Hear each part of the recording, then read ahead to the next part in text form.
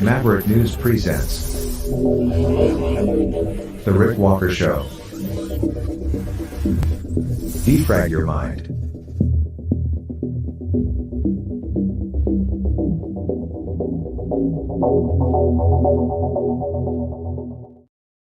Good evening, friends. How are you this evening? Great to have everybody back here on the Maverick News channel. Welcome, Maverick family. Welcome, new viewers from all around the globe. Lots of news to share with you tonight. Some of it kind of regular stuff. No, that's not true. Everything's pretty weird. It's all pretty weird news tonight. Extreme news, strange news, bizarre news. News that I never thought I'd be reporting on. But here we are. On this 16th day of May, 2023, we are going to be talking about even more escalation in the conflict in Ukraine. A few days ago, we showed you that explosion, the largest explosion to date in the Ukrainian conflict, where Russia took out a storage facility. Well, now we're hearing that there was depleted uranium stored there. Shells armed with depleted uranium, the type that they use to penetrate the armor on tanks. We told you some time ago that NATO was going to be sending depleted uranium munitions to Ukraine. Russia warned, said don't do it. Well, they did. Russia told them that told NATO if they did that, they would blow it all up. It appears that's what's happened. And that complicates things even more. We'll get into that tonight. The Durham report. Yeah, we touched on it last night. Tonight, I'm going to touch on it again because it's a firestorm. And honestly, I think the whole thing is a joke. I'll tell you why. And maybe you'll want to join in on that conversation near the end of the program. If we get to the phones, and I expect we will tonight. G7 conference tomorrow in Japan. Those are the leading economic countries from the West all meeting in Japan tomorrow, and topping the agenda, the U.S. debt ceiling. Will the Biden administration manage to get the debt ceiling lifted? If they don't, it signals to the world that the U.S. is not a reliable partner. And I guess we're looking at the U.S. defaulting on its debt, but that's not going to happen. I can't see that happening. But it is still a major concern for other countries around the world. So we have some comments on that tonight. Elon Musk making comments about George Soros, of all things. That's also why things are so weird. George Soros reminds me of Emperor Palpatine from Star Wars. But Elon Musk says he looks like Magneto. Or at least he reminds Elon Musk of Magneto. So we're going to touch on that. And we're going to go to the Tesla shareholders meeting where Elon Musk has been speaking this afternoon and this evening. What else do we have for you? That's kind of where we're at with things. Also, we'll get into the situation with the wildfires out in Western Canada briefly. And we have a lot of reaction to that Durham report showing that the FBI kind of out of bounds on that whole Russia investigation into Donald Trump. And again, I just think the whole thing, it's just a joke. Just a joke. Don't go away. We're going to throw it into first gear when we come back.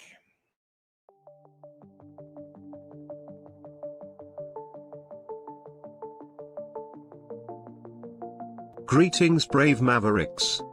Our quest for truth continues. We go beyond fake news. Together we expose propaganda. Together we pull others out of rabbit holes. We are maverick thinkers. We are all unique individuals, defenders of individual rights and freedoms, credible, trusted, grounded in reality. Maverick News, Maverick News. Defending free speech, free speech. Donate at freedomreporters.com. Do it now. Tomorrow may be too late.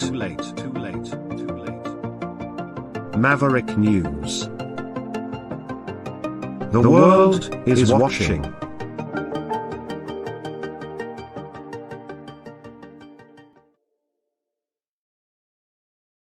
Okay, so a bit of a distraction there because I have somebody messaging saying that we are not broadcasting on Rumble, but we are indeed, because I'm looking at it right now. So the feed is up. I don't know what else to tell you. It's up on Rumble. I know that I was watching another program earlier today. In fact, it was redacted, and they were having trouble, or some people said they were having trouble watching that program on Rumble today. And there was some indication that Rumble has been under a lot of attack lately or something. I don't know anything about that. I can only tell you that we are broadcasting on Rumble on 2 different channels, and they are the right ones. I just checked, and we do have some people watching on there right now. So I don't know why people can't find us over there, but we're firing on all cylinders. And I keep making these references to cars, and I just lost my link there to one of the stories because I was so distracted. Okay. Oh boy. Producing, reporting, researching, doing everything all at once. Where do I begin tonight? Now I'm completely distracted and I can't remember what I was going to start with. Let's start with the situation in Ukraine, okay? Okay, let's do that. All right, that sounds fine. Why don't we? I think we shall. Okay, let's go to this clip then.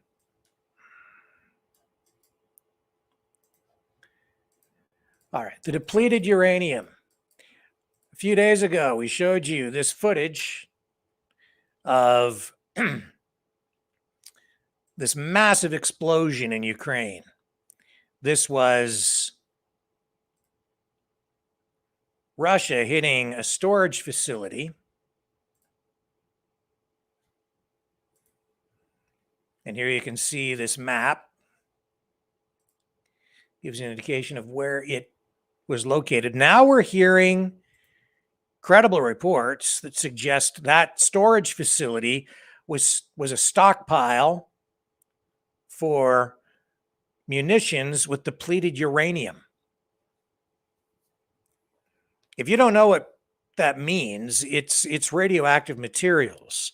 And the way that it works essentially, and I'm not a scientist, but in layman's terms, they put these shells with depleted uranium tips on them into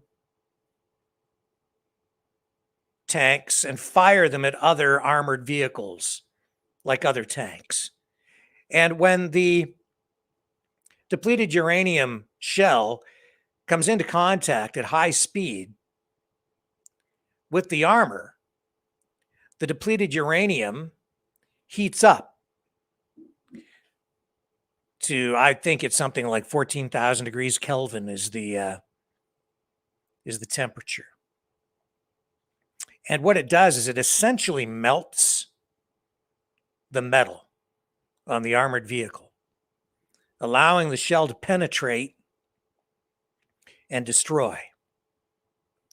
But when it heats up to that temperature, the radioactive material dissipates and spreads, and it contaminates the surrounding area, especially the soil. And then the long-term effects from that are that it's, of course, a contaminant to the environment. It's radioactive, and it causes all kinds of health problems. It kills people. The impact from it is long-lasting, and it renders the soil useless for growing food, for instance, for decades. Decades. The United States used depleted uranium in Iraq, and I know that they've had severe health consequences for the people there ever since, including birth defects, cancers. So this is a horrific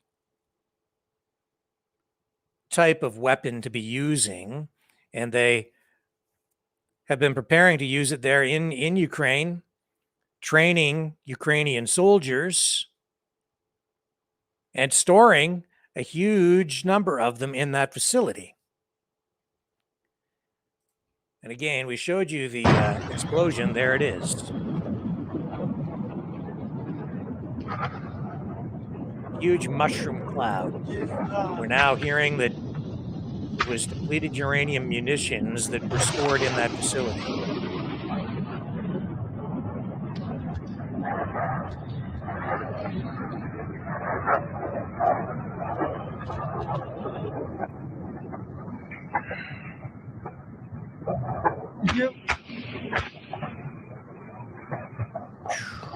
Ебать осколки нахуй. Now, Охуеть нахуй. we're also getting reports of Ебать, да тут осколок впал нахуй. Охуеть. increased gamma radiation levels in the area around that explosion.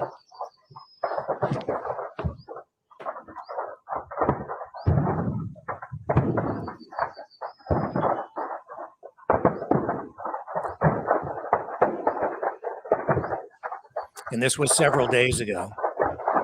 We're also being told that they've moved robots into the area to begin cleaning it up. Now, is there radioactive contamination here? That is not really clear. I know that there's been an information release, a statement from the Russian government saying that the effluent that has been released into the atmosphere is not really a radioactive risk, because the only way that depleted uranium becomes airborne or dissipates into the atmosphere at all is when it's fired at high velocity and comes into contact with armor or some other object, and the impact is severe enough that the depleted uranium heats up.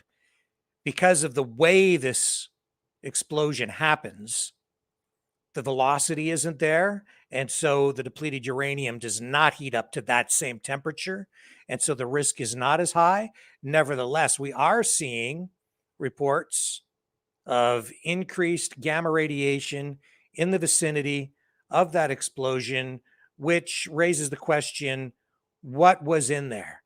What else might have been in that storage facility? In addition to that, I just want to comment this way. Last night, I received a couple of email messages from people saying that I was being a fear monger because I was talking about World War III and escalation in Ukraine. And my response to that is, I'm not a fear monger, I'm a realist.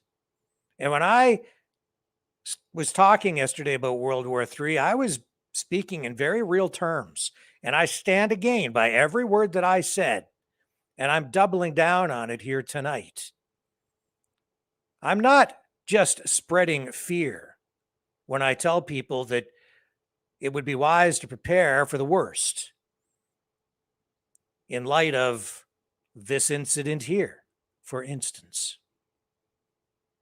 We know that there has been an incremental increase or escalation in the kinds of arms that are being moved into Ukraine, into the way that this battle is being fought. And it has been incremental. In addition to that, even within the kinetic warfare, there's a cat and mouse political game that is being played here. And that's why it's being, it's escalating incrementally. What I mean by that is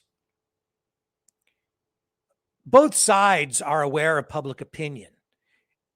And part of the information war is blaming the other side for all of the bad things that happen in a war like this, in any war. As a result, you're seeing the two sides jockey for position. They're also aware that you're also seeing these accusations of war crimes being leveled from both sides. So the optics on how this conflict rolls out are very important, not only for morale, but also for the time period after the war is over. Who will be held accountable and what will they be held accountable for?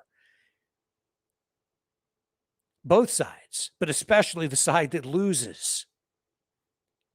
Right now, the United States, NATO, I think that they keep pushing and pushing.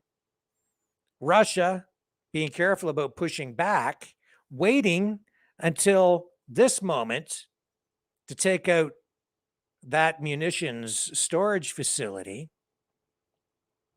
But what is happening is that because you're seeing this incremental increase over time, the danger level increases over time.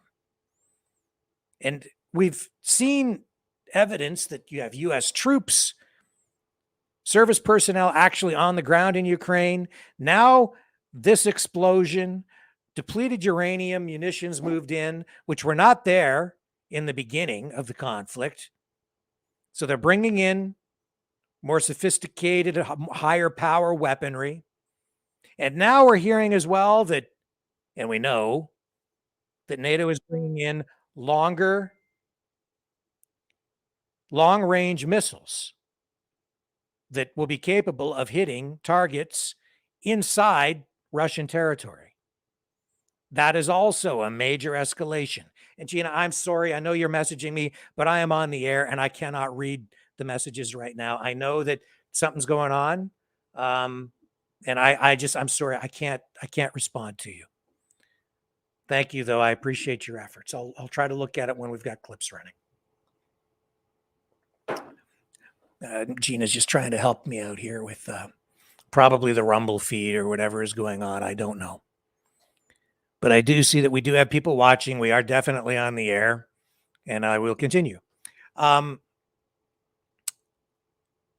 Where was I?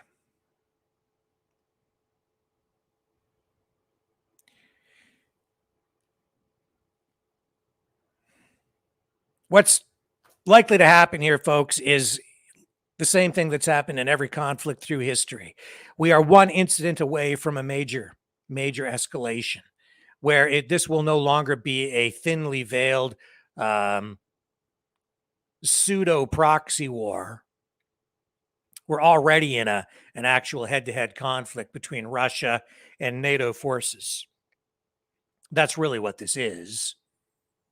But what's probably going to happen is that as this thing continues to escalate, one side or the other will do something to trigger an all-out full-scale war that is no longer just Ukraine and Russia. It will be like on the surface. It will become a full-blown conflict between all of NATO and Russia, and then we'll probably see the other BRICS nations potentially or other allies of Russia join in more directly in the conflict.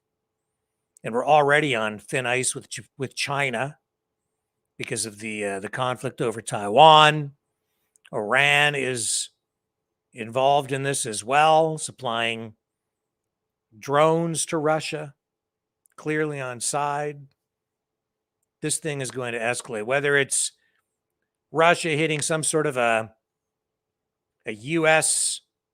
fighter jet or taking down some sort of a spy drone or doing something that will trigger a response from the United States and NATO, not just kinetically, but also through public relations, a media response to it, which will be used to gin up support on the home front in the United States, in Canada, in other NATO countries, in the UK, Germany,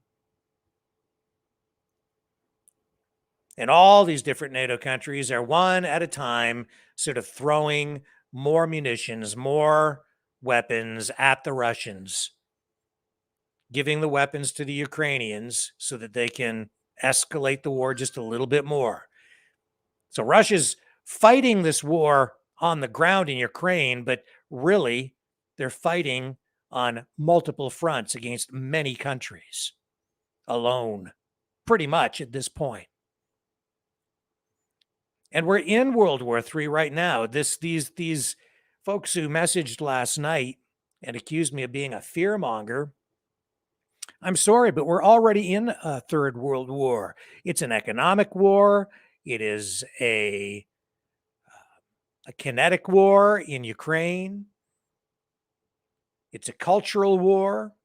It's a conflict over who will be, or whether the United States will continue to be the dominant economy in the world, whether the US dollar will continue to be the default world reserve currency, whether we are going to have an international rules-based order which is dictated to the rest of the world by NATO, or if the traditional international laws between countries will prevail. Russia is really sitting here saying, we are a sovereign nation. We do not take orders from any other nation, certainly not from NATO. And just because NATO is enforcing this international rules-based order and laws that have been written by NATO member countries, basically a global constitution of sorts or a global rules book. And they're saying that all of the countries must adhere to it, that Russia must comply. Russia is saying, no, we're a sovereign nation. And we're not a member of NATO. We're not part of your club. We're a country unto ourselves. That is largely what is at stake here. Nationalism versus globalism. And playing out in all of that are all these economic issues. So no, I don't make any apologies for what I said last night. The danger is very real. And this escalation, especially now with these long-range missiles being moved in, which will only increase the risk. And I think actually not just the risk, but the frequency now of attacks by Ukraine and NATO inside Russian territory. That's only going to, it's just going to make things worse. And when that happens, man, like we are so dangerously close to a nuclear conflict. So hold on, buckle up. It's going to be a rough ride, and prepare. Who knows where it's going to end up? We know that some of the rich folks out there are actually building bunkers to prepare. They've been building them, buying them for millions of dollars in some cases, in order to be prepared in case there is some sort of a nuclear war. And we've heard talk about the possibility of a limited scale nuclear conflict. These crazy, insane people involved in this war, some of them actually believe that we can do that and get away with it without destroying the planet, without destroying humanity. I beg to differ. And the question is, what are they not telling us? How far has NATO actually gone in the United States? How far have they gone in Ukraine? What else do they have tucked away over there in terms of weapons stored? I mean, you're looking at billions of dollars worth of weapons going up in flames and smoke in a giant mushroom cloud. The fact that it's a mushroom-shaped cloud makes me wonder, too. It's just, it looks like a nuclear explosion, doesn't it? Huge.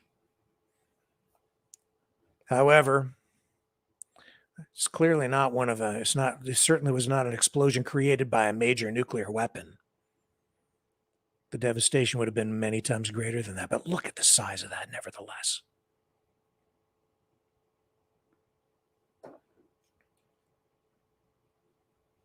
My goodness.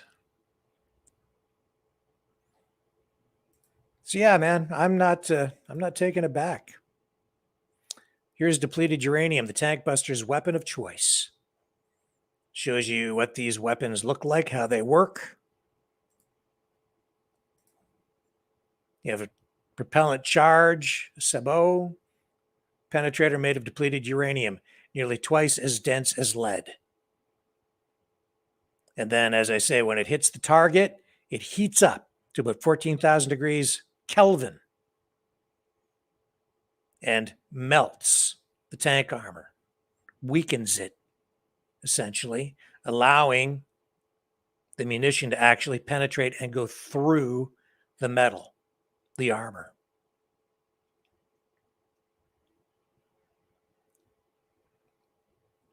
When the projectile breaks through the burning, depleted uranium, turns the tank's interior into an inferno of searing hot gas and sparks.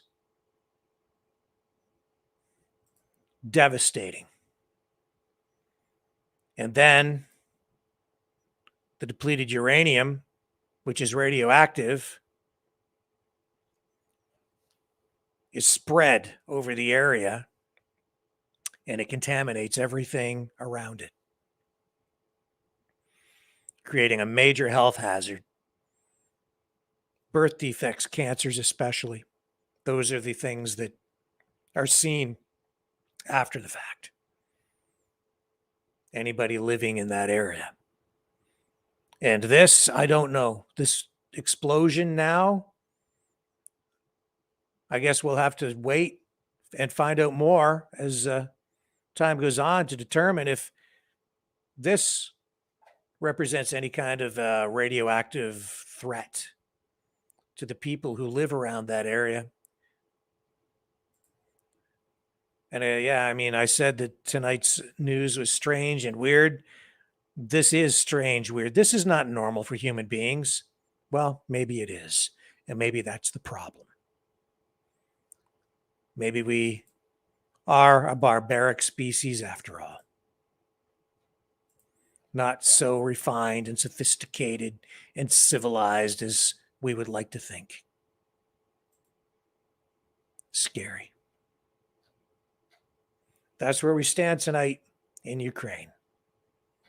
Don't go away. I'll be right back.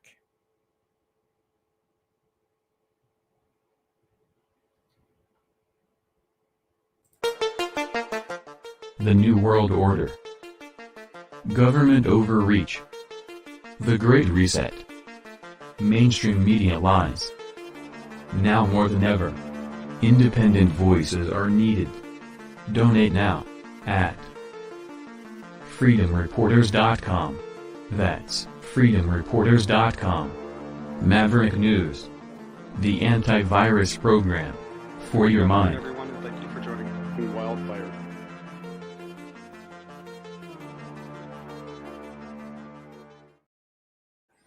Those wildfires continue to burn out in Western Canada. We have news conference queued up here where they're bringing people up to date. Let's go to that news conference and bring you the latest information. Here we go. Right now to protect our communities. And I know they're working around the clock because I was out at 6 o'clock this morning with some of them, and I know some of them were up till midnight to 2 a.m. in the morning the night before. So there are thousands of Albertans as well as first responders from across Canada and the United States fighting wildfires, helping out in reception centers, and keeping people connected with friends and neighbors. Each of these actions is helping to ease some of the stress and uncertainty being faced by so many communities. I want to thank the tireless efforts of our firefighters, the Canadian Armed Forces, and everyone involved in responding to this unprecedented situation. Each of these actions is helping ease the stress of uncertainty for those facing our communities. Thanks to these tireless efforts, I was pleased to learn that this afternoon, the evacuation order for the town of Drayton Valley and parts of the Brazeau County are partially lifted, and staggered community reentry is now occurring. Also, earlier this afternoon, the fire chief for the county of Grand Prairie indicated that those residents will be able to return later today. Good news for those residents. The hot and dry weather continues, and the conditions for wildfires remains extremely volatile. Our number one priority is to protect all human lives as we fight these wildfires and face the challenging weather and severe fire conditions that we're experiencing. Let's all help those efforts by avoiding any activities that might start new fires or make our current situation worse.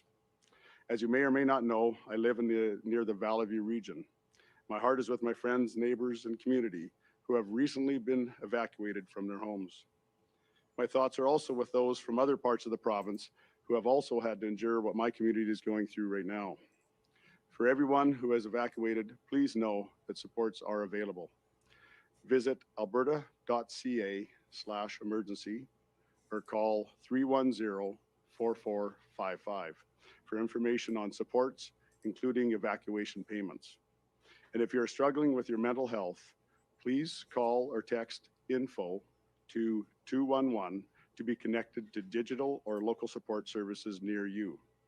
Virtual counseling services are also available through Counseling Alberta. You can learn more at counselingalberta.com. Alberta has been working with impacted municipalities and Indigenous communities to support local response efforts. We recognize that some of these communities have people with firefighting experience coming forward to volunteer to assist with our efforts. On behalf of all Albertans, I want to share our profound appreciation for their bravery and thank them for their willingness to respond to this unprecedented situation. We understand with the lack of compensation for these volunteers may create barriers, as some may not be able to leave their regular jobs to join firefighting efforts or continue their selfless work. That is why the government is stepping in to remove this barrier by supporting the municipalities, First Nations, and Métis settlements being impacted by wildfires, helping them cover the costs of compensating volunteer firefighters. We're empowering local authorities who are in the best position to lead local firefighting activities in their areas to determine the best way to use their volunteers. So to our local leaders, please track the expenses that may be mounting as you hire volunteer firefighters so you can submit claims to the provincial government. Where possible, Alberta will use existing disaster assistance programs to reimburse local authorities for volunteer firefighter compensation. We'll be informing local authorities of this approach and will work with them to ensure they get the support they need for paying volunteer firefighters. Volunteers who are interested in stepping up should contact their local authority or send an email to emergencysupportoffers@gov.ab.ca. I want to again sincerely thank all first responders, members of the Canadian Armed Forces, evacuation center staff, community members who are working day and night to protect Albertans and their property and support evacuees through this emergency. The situation remains very volatile, and I'd like to ask once again to ask Albertans to listen to their local officials for information. Please download the Alberta Emergency Alert app and pay close attention. And I want to encourage all Albertans to be prepared. People in communities that are on evacuation alert should pack an emergency kit with important medication and documents and enough food and supplies for a minimum of 7 days. Albertans can visit alberta.ca/be-prepared for information on how to prepare for evacuation. Thank you, and I'll now invite Colin Blair to provide an update from the Alberta Emergency Management Agency. Okay, so we should get some actual numbers here. And I can tell you that right now, as of this moment, 89 fires still active. About 30 of those, again tonight, considered Good out of afternoon, control. everyone. As Minister Lowen said, the evacuation order for the residents of the town of Drayton Valley has been partially lifted, and a staggered community reentry is set to begin. Prior to returning to the community, municipal officials are asking evacuees to fill up their vehicles and purchase some groceries. The approach outlined by the municipality will help reduce traffic on the highways and allow for a safe reentry. We strongly advise that residents read the community reentry information booklet on the town's website before returning home. Thank you to all the firefighters, emergency responders, incident management personnel, staff, and volunteers who have worked tirelessly to support their community during this challenging time. While the developments in Drayton Valley are certainly good news, the province still faces many challenges. Alberta continues to be under a provincial state of emergency, and the Provincial Emergency Coordination Centre remains at a level 4. In addition to the state of emergency, there are 22 states of local emergency, as well as 5 band council resolutions. About 19,479 Albertans remained evacuated at this time, and there are 13 reception centres that have registered evacuees. In the past 24 hours, there have been changes to evacuation orders and alerts. The total number of evacuation orders now stands at 21. In particular, an evacuation order is now in place for the town of Swan Hills. Residents of that community should go to the reception center in Barrhead and pay close attention to details in the emergency alert. All residents who are evacuating should register at the nearest reception center or online. So far, more than 15,918 people are registered. Registering makes it easier to get help and resources to evacuees, and it makes it easier for officials to reach residents with important updates and information. The wildfire situation continues to be extremely volatile.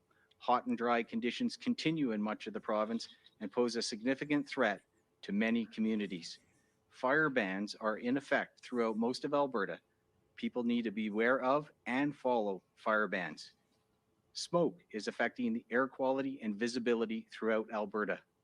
A special air quality statement has been issued for the entire province. In areas of extreme smoke, people should consider staying inside as much as possible. As well, those who need to drive should check 511 for information on road conditions and closures. The 511 app features a hand-free service for the most up-to-date information. For those in a community on evacuation alert, the situation can change quickly. An evacuation order could come at any time with little or no warning. Being prepared is the key to saving lives. It is imperative to be prepared. To this end, pack an emergency kit that will last for a week or more with essential items like medication, identification, a first aid kit, flashlight, batteries, non-perishable food, cash, and clothing. This kit should be kept in an accessible location, ready to go on a moment's notice. And we urge people to have a plan for their pets. Alberta SPCA officers can assist. People can contact the SPCA at 1-800-455-9003. Evacuated farmers and ranchers should call the Wildfire Resource Line at 310-4455 with questions regarding livestock. Many agricultural and livestock societies are prepared to assist. Farmers and ranchers should also check with their municipality if there is a need to return to the land to check on livestock. Albertans can find evacuation preparation tips and more online at alberta.ca. To be prepared, Albertans must stay informed. The best way to receive the latest wildfire information is by downloading the Alberta Emergency Alert application.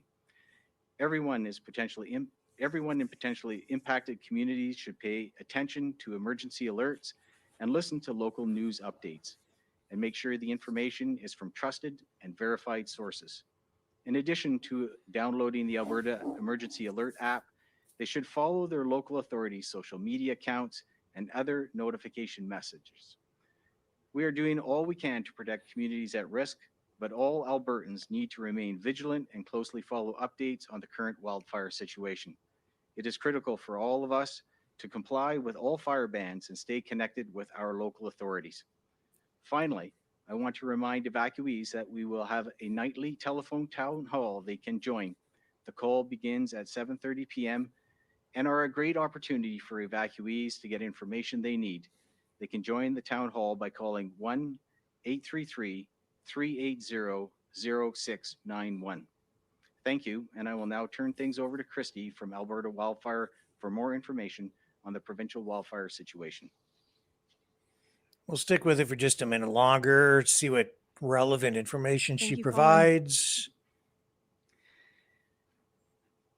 There are 86 wildfires in the forest protection area of Alberta. 24 of those wildfires are out of control. So far this year, we've responded to 472 wildfires, burning 616,000 hectares. The latest wildfire information is available on our interactive map or on the Alberta Wildfire Status app. Many Albertans woke up this morning to smoke in the air, which is a constant reminder of the intensity of this wildfire season. But the appearance of smoke is not necessarily an indication that a wildfire in your vicinity is more active.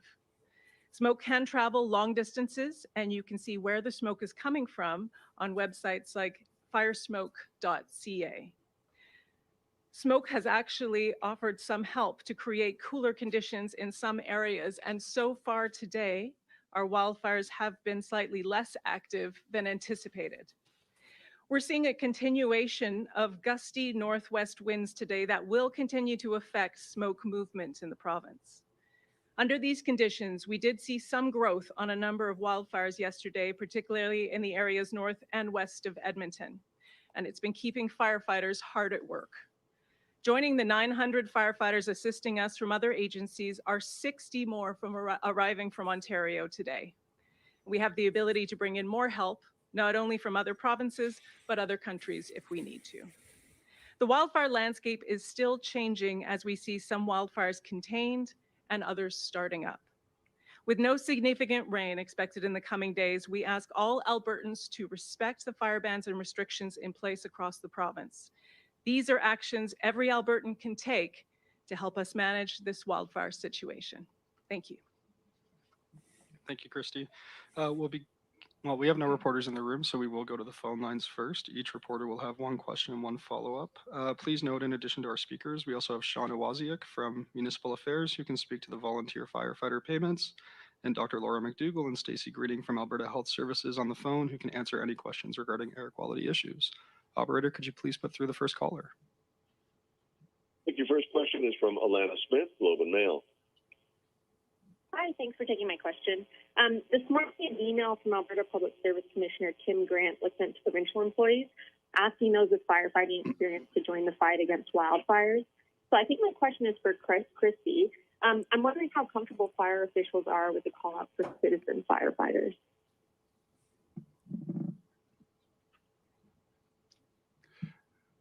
You know, our public service individuals have a wide range of experience and education that they have.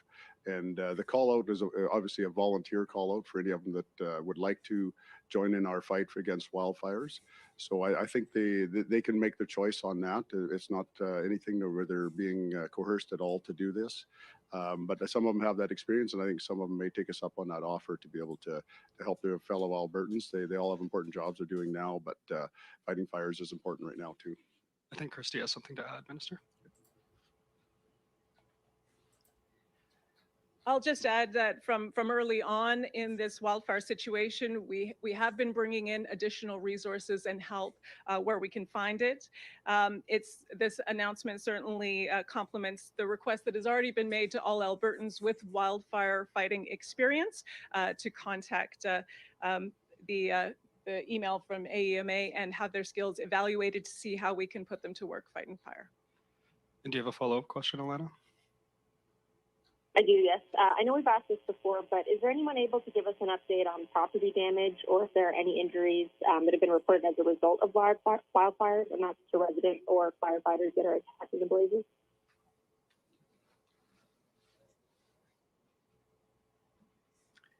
Thank you very much for the question. We are aware that there are damages out there, but we will work closely with the local authorities on this. This is part of the re-entry process. Damage assessments are done. The first people that are notified of damage or destruction are the owners of the homes and businesses. So we will continue to work with the local authorities as they move through response into re-entry. And as we start to go through this event, we'll start to capture some of those details as we get the communities back home. All right, operator, can you please put through the next caller? Adam Leckvicker, Global News. Hi there. Thank you for taking my question. I also have a question about the memo that was sent to government employees today, kind of a call out for help. Just wondering what the resources are like on the ground, and is this memo just kind of a testament to the severity of the wildfire situation happening right now? Yeah, obviously we're in a very severe situation right here in Alberta. The widespread fires, the amount of them across the whole province is affecting a lot of people, a lot of communities. And so we're pulling out all the stops that we can to try to get as many experienced people on the front lines as we can. And we're looking for that help. And again, going to the public service, I think it's a good opportunity to have some of those folks, if they choose to come forward and help on those front lines. Not sure, Christy, would you like to add anything?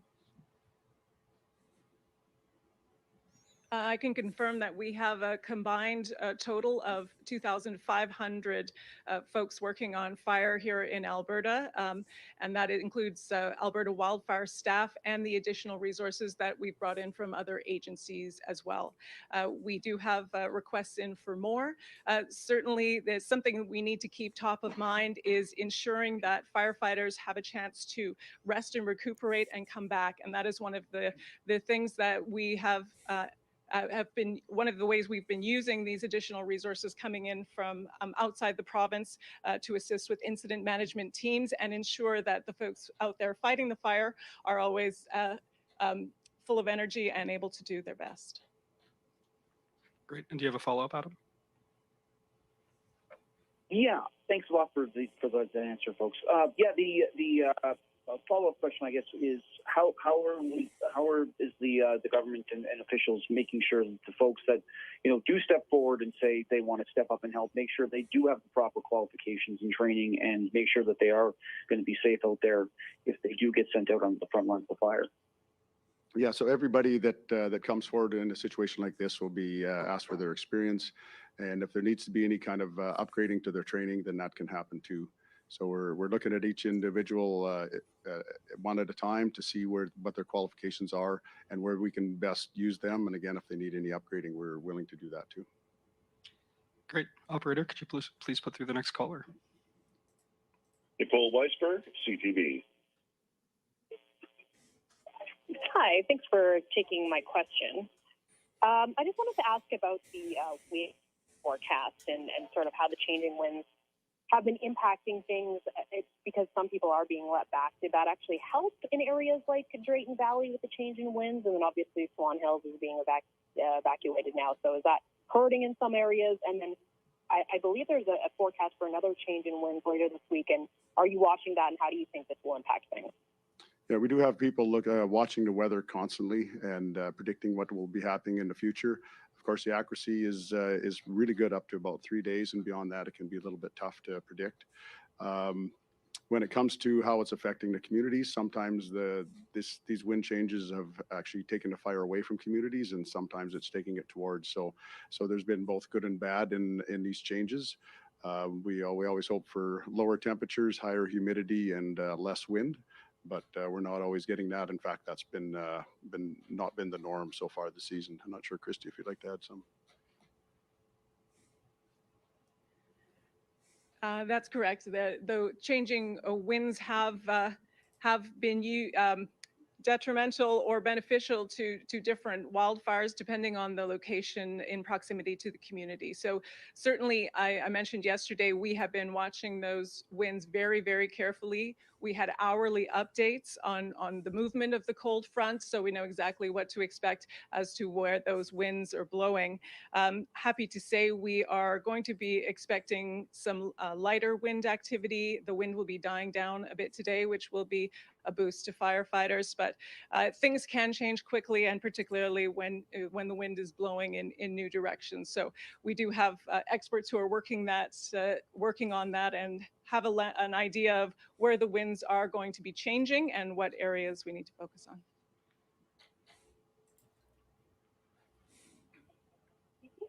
Do you have a follow-up? Sorry. Maybe I'll just ask sort of generally, with the winds picking up, how that changes the firefight in general. I know that, on the weekend when things were cooler, there was a lot of focus on building, protective breaks and that kind of thing around communities. Now, is it just kind of all hands on deck fighting fires, or what's happening right now? All those things are happening at all times. When the winds are one direction, we're working on fire guards to protect from that direction. And if we see that there's going to be changes, then we shift to that as soon as we can. There's constantly work being done on the perimeters of the fire, trying to keep the smaller flames down so they don't grow into bigger flames. But again, it's with the changing weather conditions, we have to be ready to adapt and move. And we have good professionals on the ground that are working with that information that's coming from the professionals that are predicting the weather. Great. Operator, could you please put through the next caller? Aaron Collins, CBC National.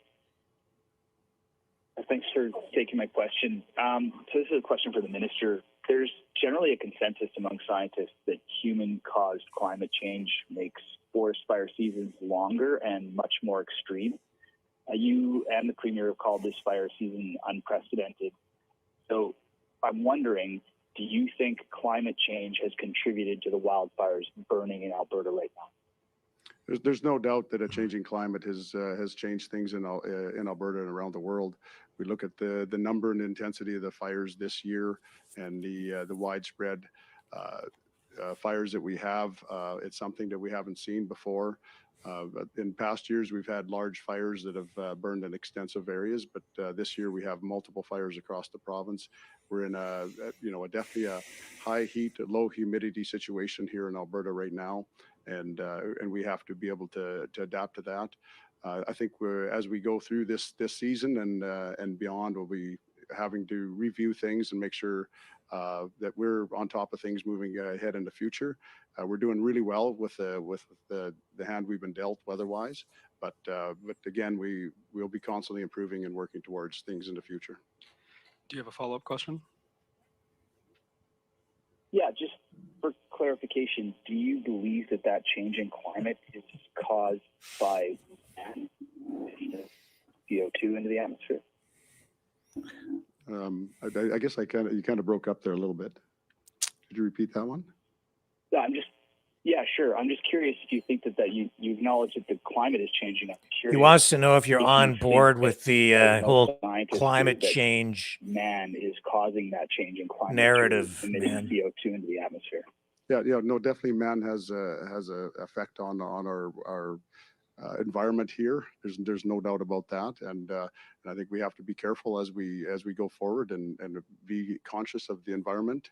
And there's widespread concerns on that and how we can improve that going forward in the future. All right, operator, could you please put through the next caller? Harley Robinson, Okay. City News Edmonton. Hi there. I just want to go back to what Alana had asked, and it wasn't really answered about injuries. Is there anyone tracking injuries associated with wildfires in Alberta right now? Yeah, we'll go to Colin here. Hi, Lana. Thank you very much for the question. At this time, there have been no injuries reported to the Provincial Emergency Coordination Center. That doesn't mean that local authorities aren't having injuries on site and tracking them. I guess the good thing is that we haven't had a fatality to this point in time. and let's hope we can do the rest of this response in that manner. Do you have a follow-up question? Yes, if there was a case where, because volunteer firefighters and firefighters for the communities were injured, are there any supports that the province has in place if one of these people volunteering to fight the fires is injured? Well, thanks for the follow-up question. They would be treated like any other responder. The appropriate care and attention would be given to them to get them treated as soon as possible and taken care of. Operator, could you please put through the next caller? Kelly Malone, Canadian Press. So British Columbia today said a firefighting team that had gone to Alberta would be returning to that province to help in its fires. Have you seen your firefighting resources be pulled to other areas, either BC or the Northwest Territories, as the situation rages in other areas? We have seen the conditions that we've had here in Alberta extend to some other areas of Western Canada, certainly recently, and that is something that we expect to see as wildfire season unfolds every year. We have had a team from British Columbia here in Alberta assisting us for some time now. If they are being moved back to British Columbia, that's certainly something that we expect to happen on a regular basis, and we move resources around that we have here in the province on an ongoing basis. As I said today, we have 60 coming in from Ontario. We have assistance from all across the country in many areas which have not been affected by the conditions that they're seeing next door to us. And we have also the ability to ask for additional assistance from further afield if we need it. And do you have a follow-up question? Okay, that's enough of that. I think at this point, because they're talking about these volunteer firefighters, which is, it's important because they need the extra bodies out there, the boots on the ground, if you will, to fight these fires. And what did we see early on? We saw people criticizing the government, right? Getting people jacked up, saying that the government needed to get out of the way because they didn't know what they were doing. And there were a handful of people out there suggesting that they could do a better job of fighting the fires. And I just want to backtrack here, go back to that public meeting in Grand Prairie. I believe it was on May 9th. And they were talking about this very thing. And I've got a different clip lined up this time to sort of illustrate what I was talking about, because there was some misunderstanding among some people. And again, I took some criticism for what I said that night. But again, I stand by everything that I said, and I'm going to double down on it again here as well. And here's another clip from that meeting in Grand Prairie where certain people, certain citizens, were leveling criticism at the government, telling them basically to get out of the way. I don't deny that there's tremendous resources out there that can assist You're with costing pumping people water. their homes out of bureaucracy. And it's going to stop, because if you guys don't change something, we will be driving through the check stops. Because what are you going to do?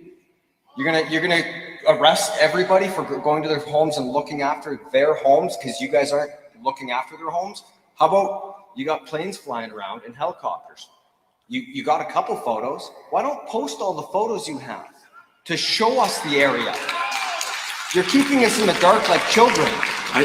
I think your message with regards to communication is well taken. We need to do a better job on communication. We'll certainly work on that. By tomorrow morning, you guys should be able to circulate the photos you have. Otherwise, people are going to start driving in. Yeah. You want us to lose our homes, our livestock, everything we have, because bureaucracy and, oh, hey, you know what? This is like COVID all over again. We're going to lock you guys down, treat you like children. You can't do anything. We've dealt with this for 3 years and we're done. We're going back to our homes. And if I go in there and I die because I'm in the fire zone, that's on me.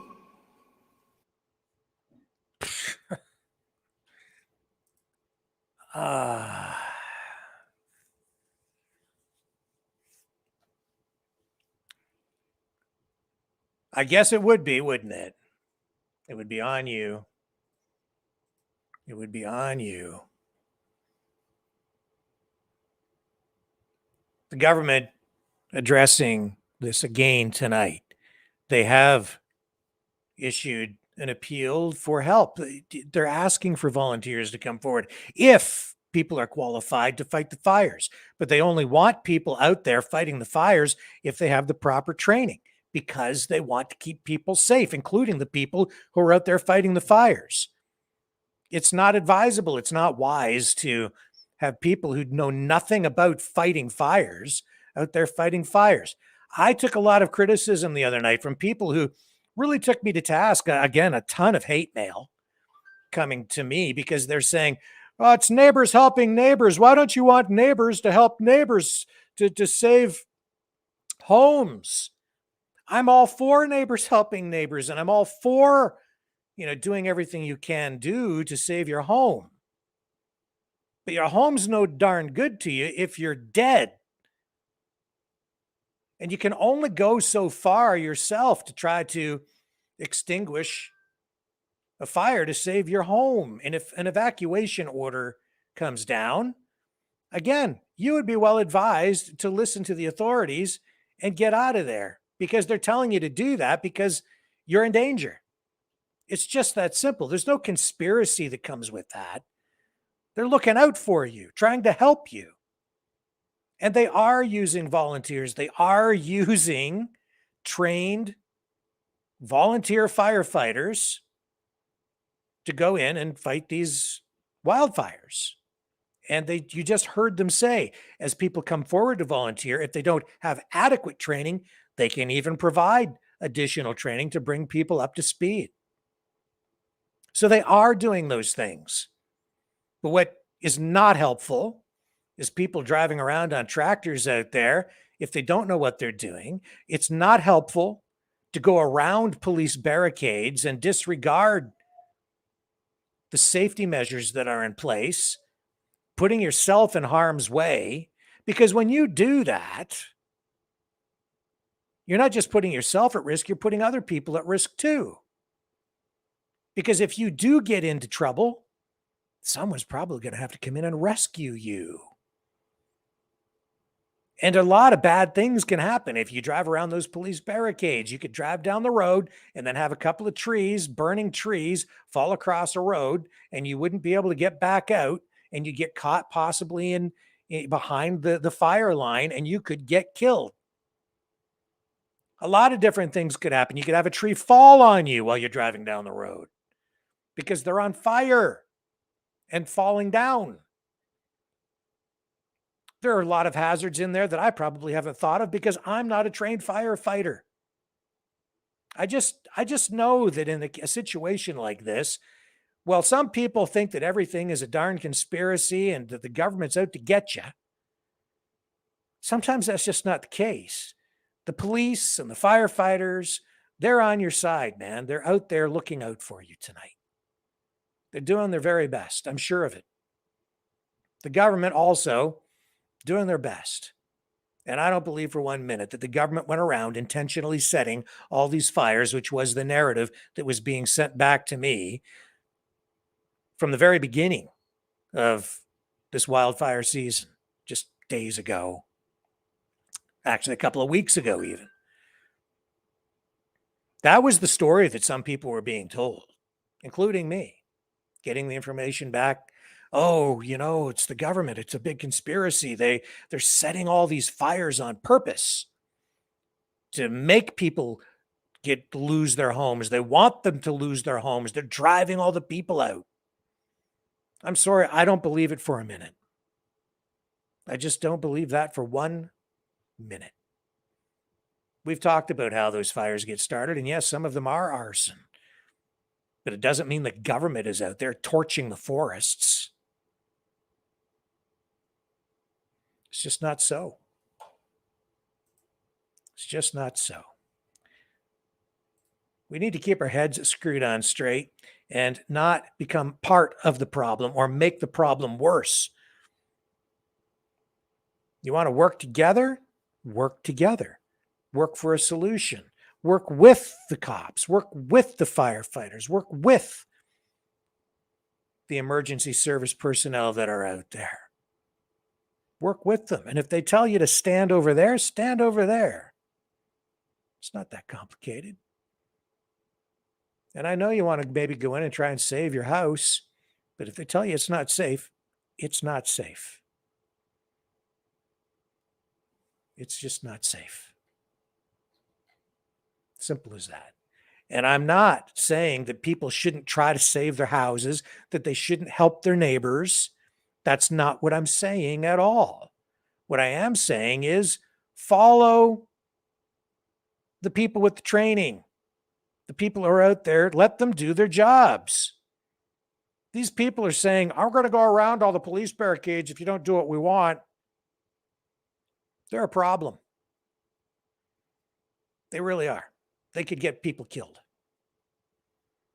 And that's why the media already is sitting there trying to hold the government accountable for using volunteers, saying, what happens if a volunteer gets injured? You see, the government's damned if they do and damned if they don't in a situation like this, right? Because if they don't follow the proper procedures and make sure that the people who they allow to go in there to fight the fires are properly trained, if somebody does get hurt and the government has just said, oh, go ahead, just go around, just go on through, go on back to your house. Go ahead. If you want to go fight the fire, just go ahead. And then somebody gets killed. And who's going to take the blame for that? The cops, the premier, the local MP, the mayor of whatever town it is that, that saw the person get killed as they were trying to put the fire out with their garden hose. Of course, all those officials would be held accountable, and rightly so. It's proper. It's the right thing to do to restrict access to areas where people's lives would be in danger if they go in there. Wouldn't it be irresponsible for the government to just say, oh, if you want to go down, go ahead. Yeah, the whole forest is on fire there, and all those houses in that neighborhood, you have the whole forest around them. It's all on fire, and all the houses will be burned down soon. But you go on, go ahead if you want. No, that would be incredibly irresponsible. So, yeah, sorry. I'm not taking it back. Some people, honestly, are just bloody stupid. That's the bottom line. If you think it's smart to go around a police line and rush into a neighborhood surrounded by burning forests and just ignore the evacuation orders and ignore the safety warnings, well, survival of the fittest, man. At that point, okay, but you go ahead, you give it a shot. I don't advise it, but I can't control what people think or what they do. I can only try to provide proper advice and good information and keep people tuned into reality here. I don't know if it's working these days, though. I really just don't know if it's working. Hang on, I'll be right back. Don't go away.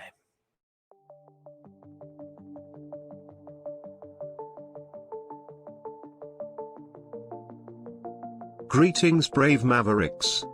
Our quest for truth continues. We go beyond fake news. Together we expose propaganda. Together we pull others out of rabbit holes. We are maverick thinkers. We are all unique individuals. Defenders of individual rights and freedoms. Credible. Trusted. Grounded in reality. Maverick News. Maverick News. Defending free speech. Free speech.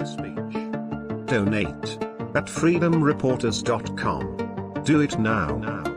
Tomorrow may be too late. Maverick News. The world is watching.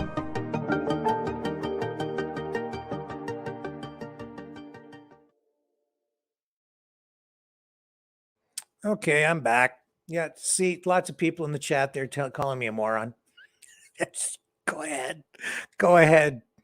Go ahead. It's all on display. for everyone to see. For crying out loud. All right, whatever, man. Yeah.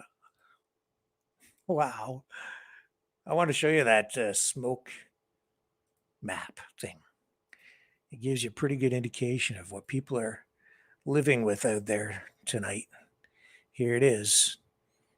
Smokefire.ca. Look at the patterns there. And look at the huge swaths of forest fire smoke. Unbelievable.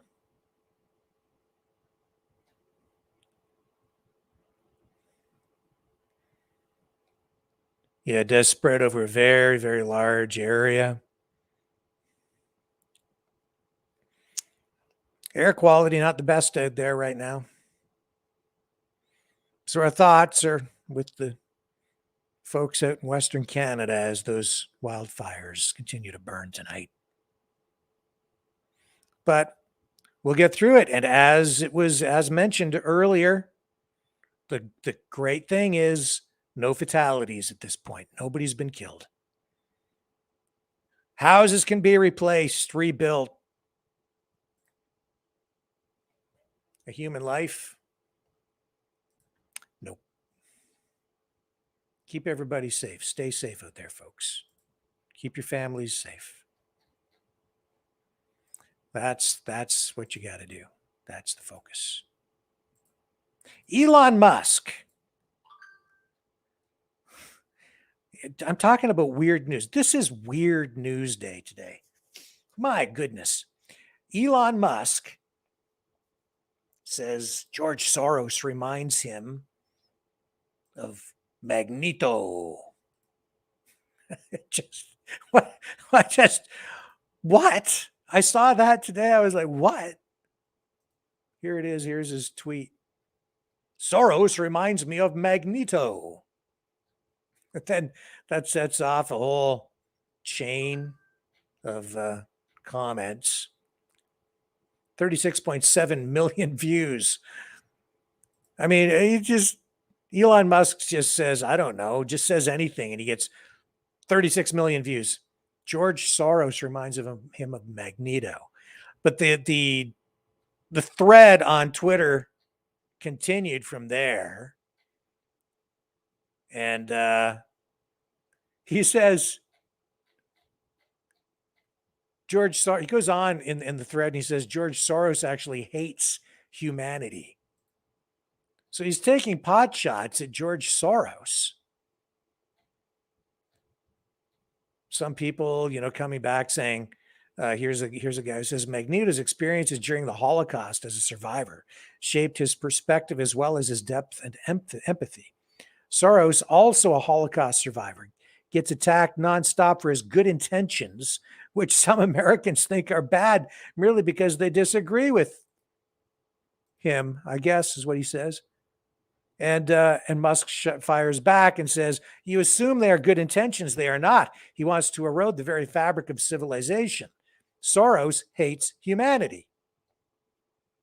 It's just, but I guess it's not that weird. It's weird. It's surreal, but it's not. It's reality.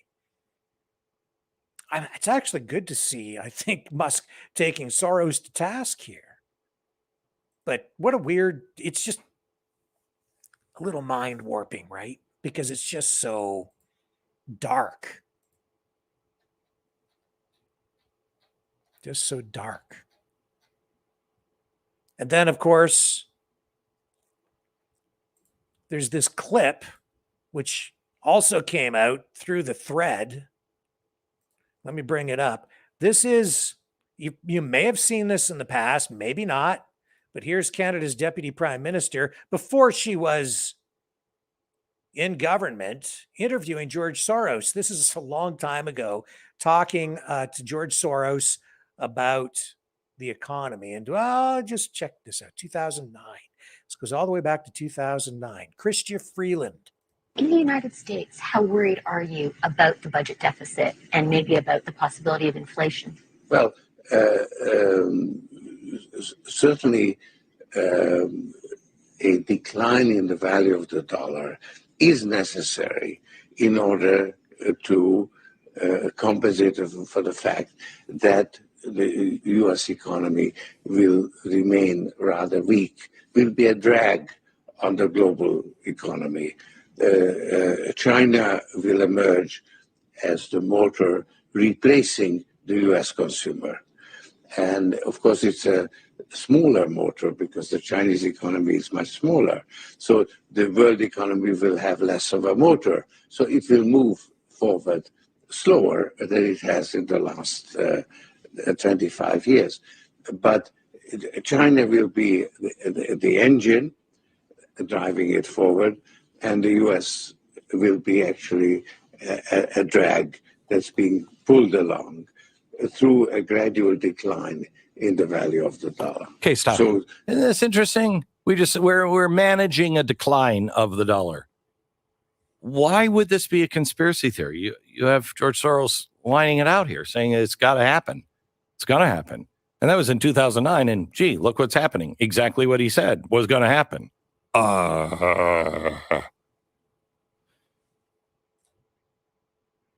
That, of course, from the Blaze, Glenn Beck, talking about the decline in the dollar. That was part of the discussion today. Well, sort of indirectly during today's White House briefing with the press secretary and John Kirby, really talking about the debt ceiling. We're going to get to that in a moment. But before we do that, I should show you this. Lori put this up on Twitter, and it's getting some real traction. It's an old Toronto Daily Star newspaper article from 1950. So just a few years after World War II.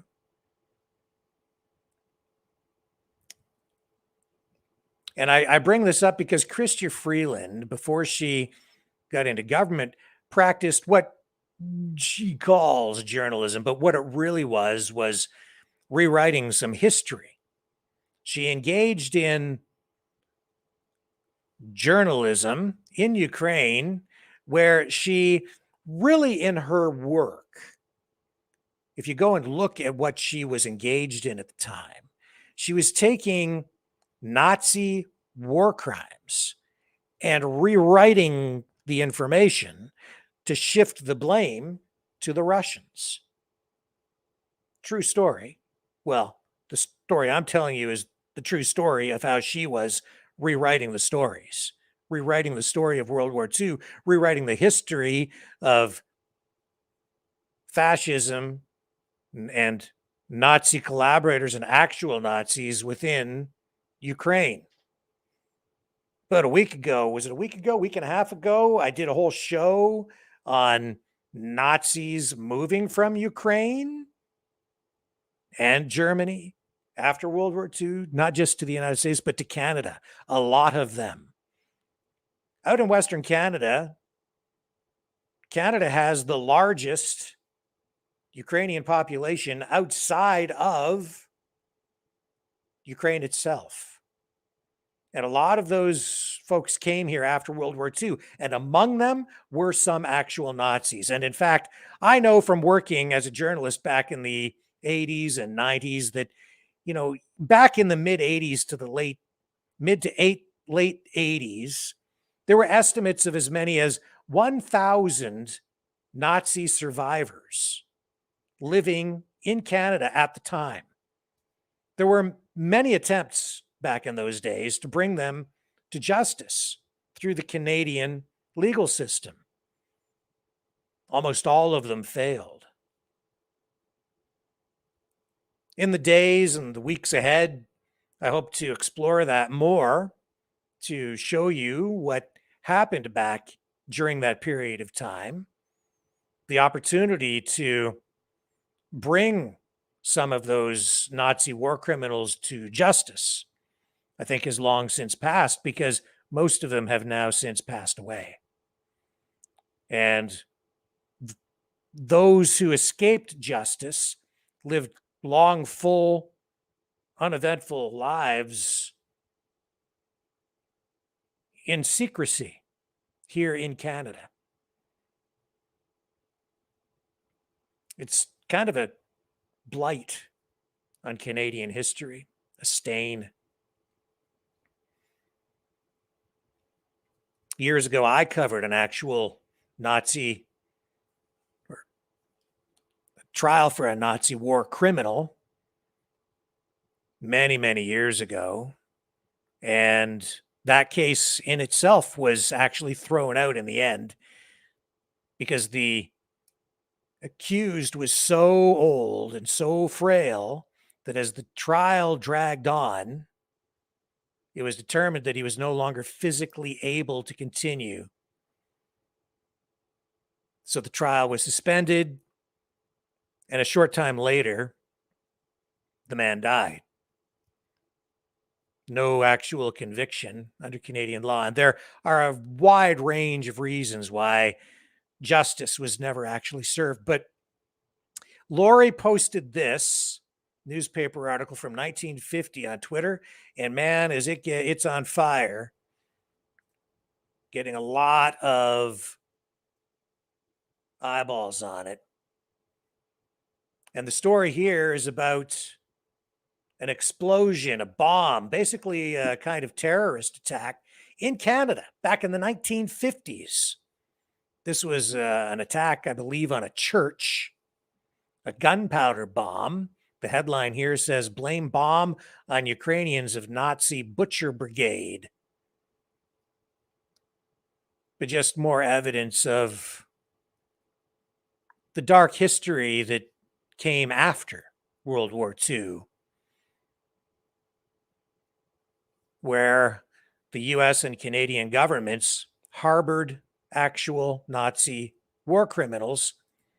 And that kind of, I guess, sentiment, ideology, it was still alive and well after World War II and festering.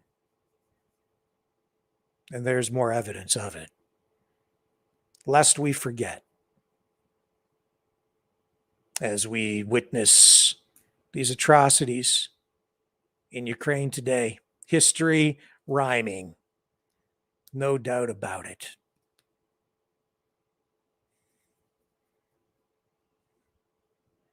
It scares the living daylights out of me because we're seeing a rise in, I think, extremism on both sides again, even here in Canada and in the United States.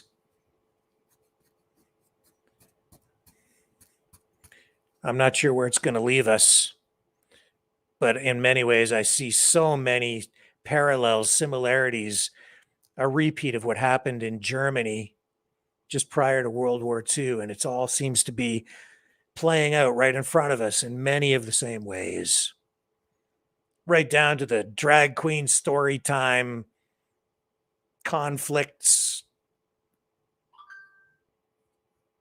All of that stuff was playing out in Germany just prior to Hitler rising to power.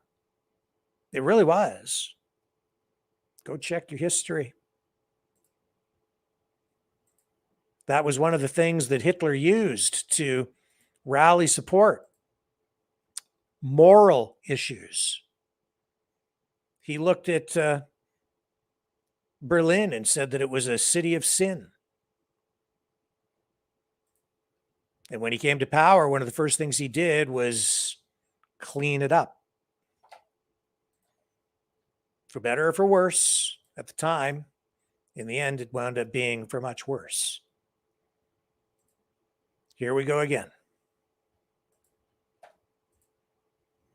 So all of that going down. And then talking there with George Soros, Chrystia Freeland about the dollar. Again, history in many respects repeating itself. What happened to the economy in Germany just before the rise of the Nazis? The economy, huge inflation. The value of the currency was devalued. And people were looking for a savior, and they found it in Hitler as he implemented his own fascistic economic system, brought in a new form of currency manipulation, backing it with labor, not with gold. And he put people back to work, got the economy rolling again with largely public work spending and building up the military spending.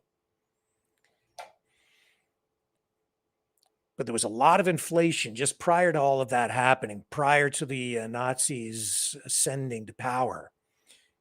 And we're seeing huge inflation here, money printing out of control, the economy under extreme pressure. And tomorrow, Joe Biden and Justin Trudeau will jet off to Japan for the G7 meeting. And what will be discussed there? Well, they're already talking about it, the debt ceiling. Will the United States default on its loans? Don't count on it. I think they're going to increase the debt ceiling. They'll lift the cap. Of course they will, but there's a lot of drama surrounding it right now. Well, that was the focus of the news conference today at the White House. And here's John Kirby addressing it as he discussed Joe Biden's agenda for tomorrow at the G7. And we always push for anti-corruption laws and regulations. That's really for the French to speak to. Do you support this? We support. Do you support the decision that the holding him accountable, the head of the central bank who's been accused of corruption, and you've been calling for Lebanon to fight corruption. Now they're indicting him. Why can't you support that decision? It is a French decision to speak to. Look, of course, all around the world, we speak out against corruption and try to hold leaders accountable as best we can. I think that goes without saying. But in this particular case, I'm going to have to point you to the French authorities. This is for them to speak to. Thanks. Hey, John. So you said a few moments ago that the president can do two things at once. He can do foreign policy, he can do domestic policy. You guys have said repeatedly before that the president can be president anywhere. So why then would he cancel part of his trip? I didn't say he was canceling part of his trip. No, you said you're reevaluating. I said we're reevaluating, but we've made, there's not been a cancellation as yet, but that could happen.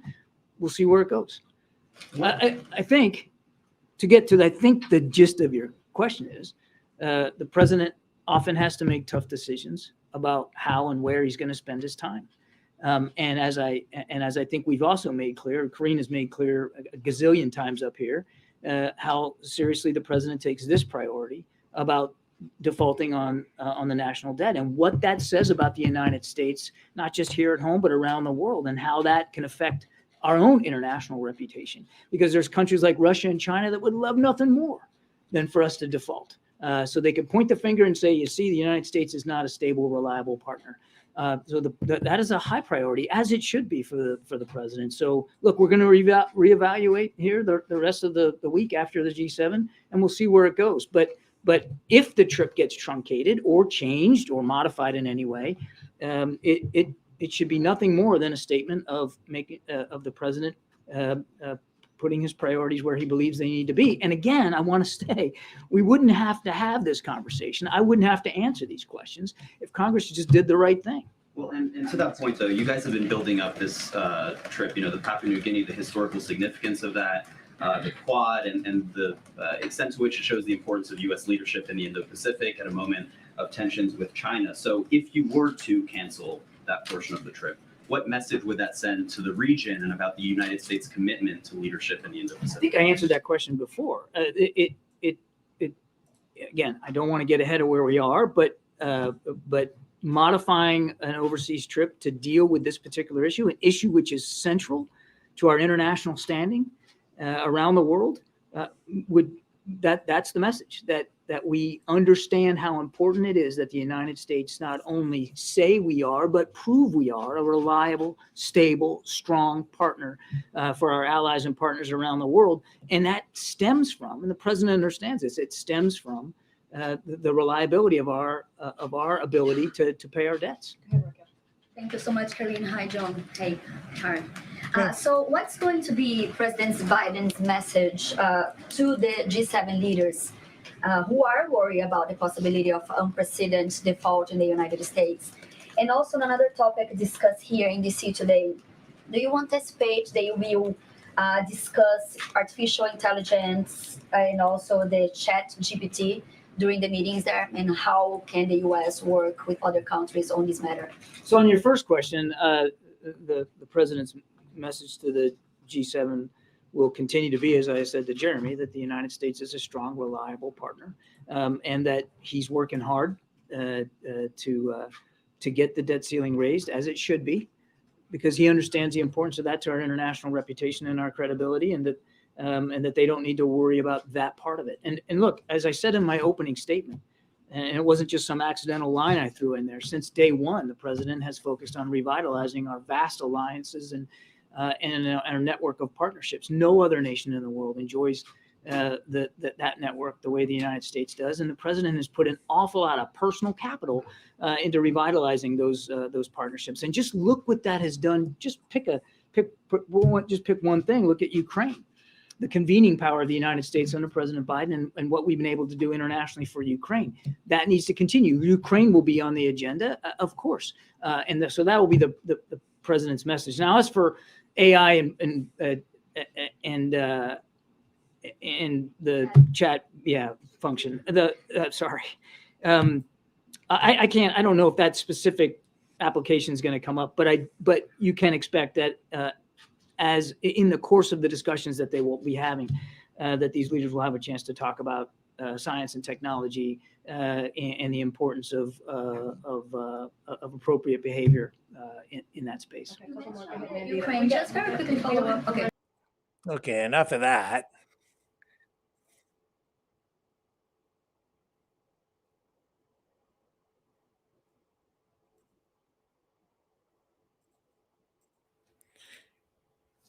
And just back to Elon Musk for a moment, because I kind of got sidetracked there. But today was the shareholders meeting for Tesla.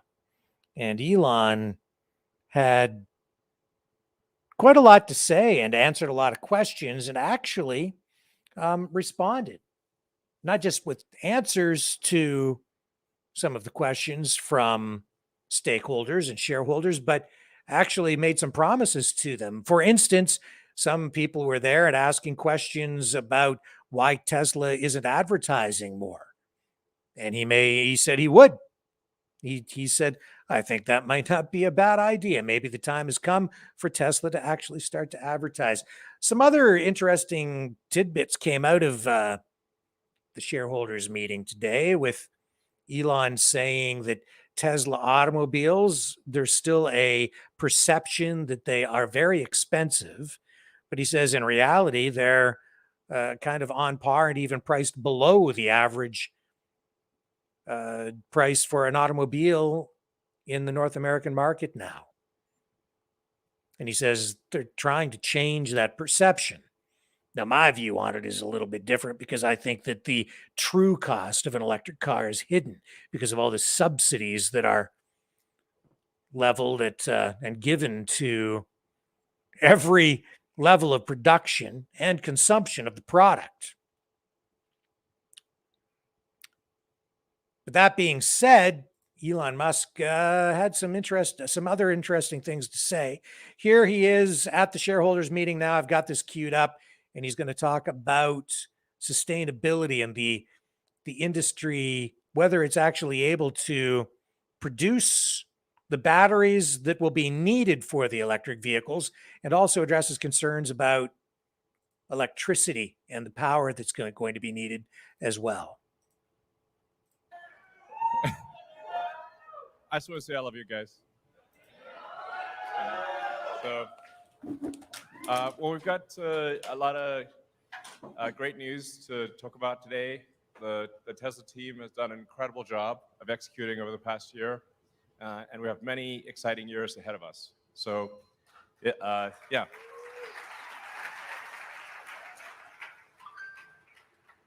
So with the Tesla Master Plan Part 3, which admittedly was quite technical. We wanted to go into a lot of technical depth. It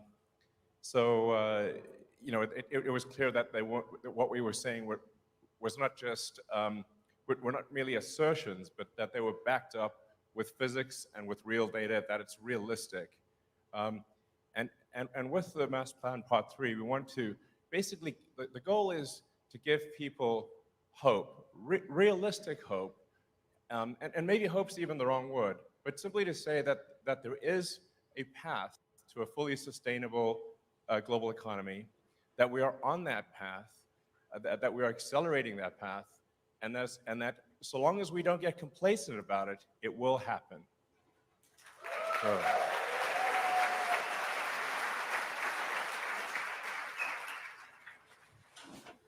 So I'll kind of rush through a recap of the Master Plan Part 3, but some of the salient points are that it will actually take less energy to go sustainable, not more energy.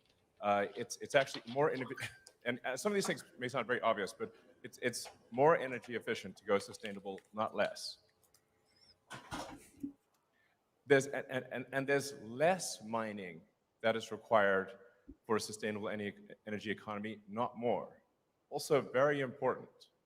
I heard a question raised about cobalt mining, and you know what? We will do a third-party audit. So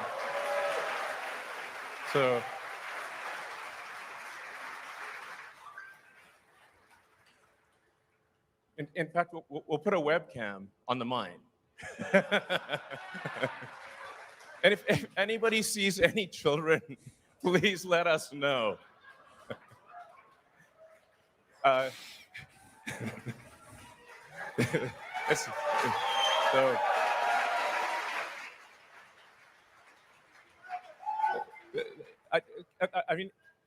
don't want to go off on a tangent too much on that front, but it's very important to appreciate that most of our battery packs are iron-based. A majority of our battery packs are iron-based, not cobalt. And then our other battery packs are nickel-based, not cobalt. The nickel batteries use a little bit of cobalt as a binder, but only a tiny amount. In contrast, your phones all use 100% cobalt. I recommend complaining to the phone manufacturers.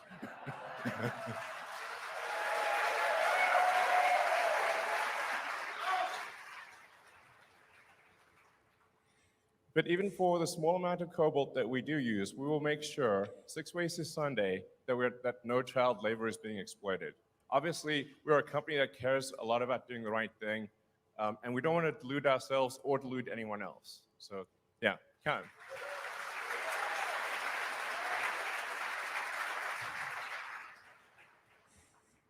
So, again, just recapping Master Plan Part 3, it's really the point is to say that it is very, very doable. It is happening. We need a threefold increase in solar and wind. We need to, admittedly, some of these are 29-fold increase in vehicle stationary and thermal battery production. Actually, in a nutshell, the way to think about sustainability is the faster we can make battery packs, the faster we can move to a sustainable energy economy. That's the fundamental limiting factor. So, I'll just grab some water here.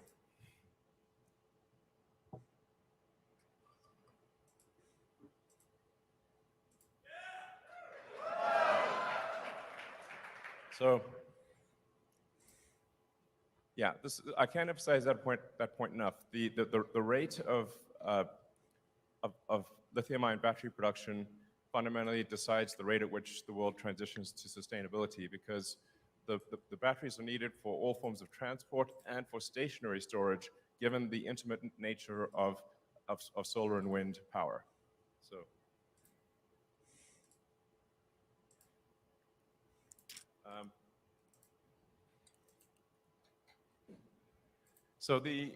And we do invite people to critique our analysis. because any given analysis is going to be to some degree wrong. So that's why we put it out there, looking for critical feedback to say, well, perhaps we've got some things wrong, perhaps some things need to be adjusted. But generally, the feedback we've gotten is that actually our analysis is quite accurate, and we've not seen any rebuttals thus far that would cause us to change our assumptions. So it means roughly 240 terawatt hours of battery pack, or 240,000 gigawatt hours of battery need to be produced, but it'll only take 0.2% of land area for solar and wind. So it's not like we need to carpet the earth with solar and wind. It's just literally a fraction of a percent. Roughly a $10 trillion manufacturing investment, which relative to the global economy is actually a small number. Yeah, roughly 10% of the world economy. I think 10% of the world economy is a small price to pay for a sustainable energy future.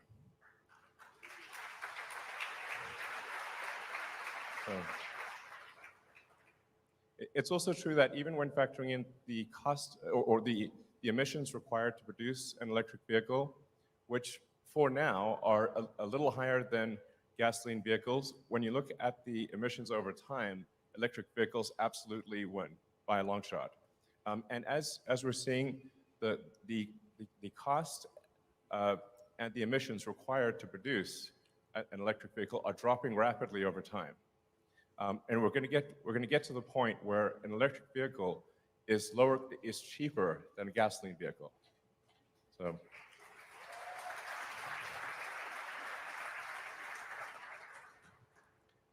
So in 2022, we avoided releasing about 13 million tons of CO2, reduced manufacturing GHG per vehicle by 30%, and reduced water usage by 15%, despite massive increases in output. So, we also made our factories safer, which is really important. So we track the injuries per person, and we believe at this point we are best in industry or have the lowest injuries per person. So.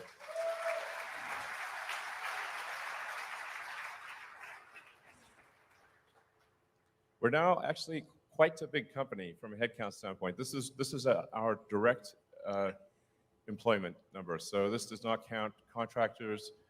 And for every manufacturing job, depending on how you count it, there are at least 5, sometimes up to 10 jobs created, because you got to look at the total supply chain, as well as all of the support functions. So, when you create a factory like this, you actually create jobs for teachers, lawyers, carpenters, electricians, and restaurants, and everything that's required to support a person at a factory. And this is why countries and states are so interested in having manufacturing facilities in their location. So anyways, it's a lot of people gainfully employed doing very useful things. We received 3.6 million job applications last year. So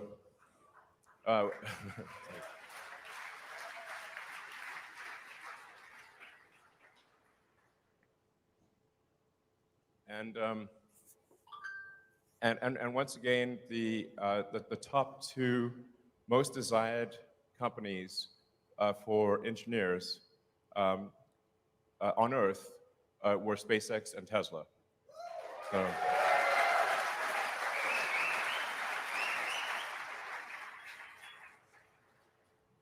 at the end of the day, the competitiveness of any given company is a function of where are the most talented people interested in working.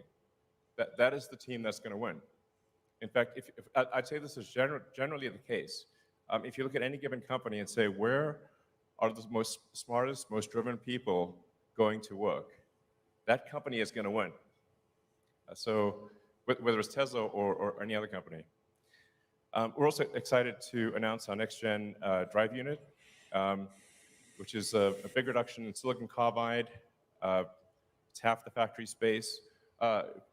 Notably, there are 0 rare earth elements required. So, yeah.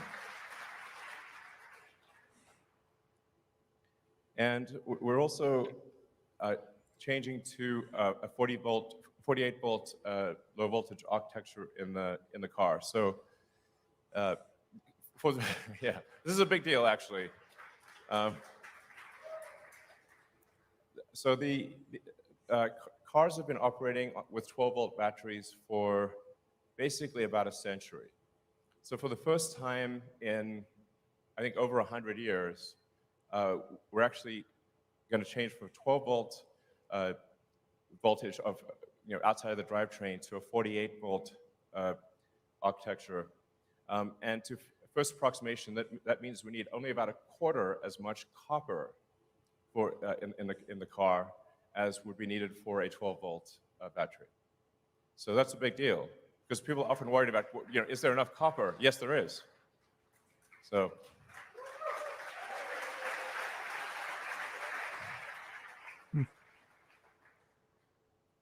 And FSD beta is growing hyper exponentially. So that chart is going to look like a wall, basically. Just a question for those in the room: how many people have tried out FSD beta? Okay, great. So what do you think of the latest build? Right. So it's really getting to the point where it's at least for me when I drive around, it's several days between interventions, and I think we're getting to the point where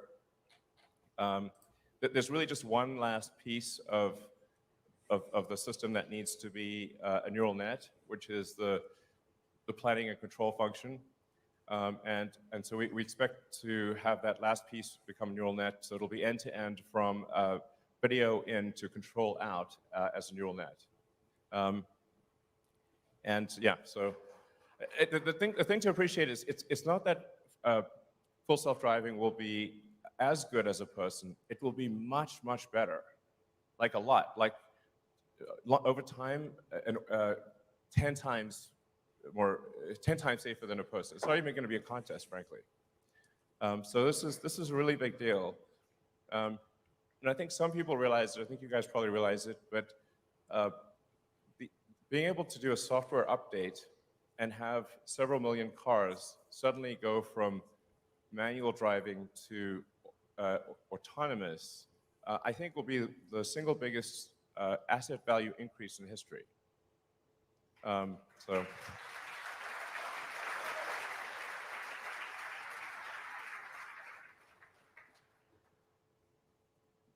The normal usage of a passenger car is roughly 10 to 12 hours per week, call it maybe an hour and a half per day.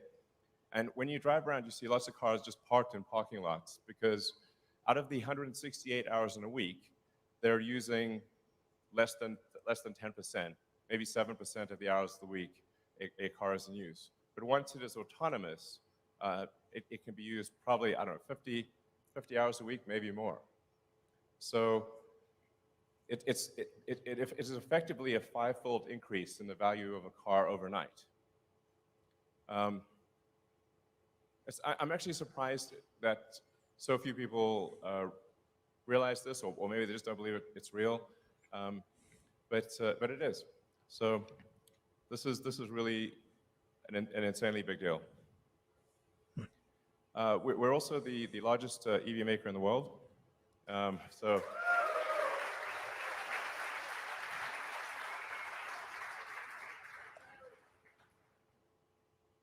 yeah, and I think that will continue.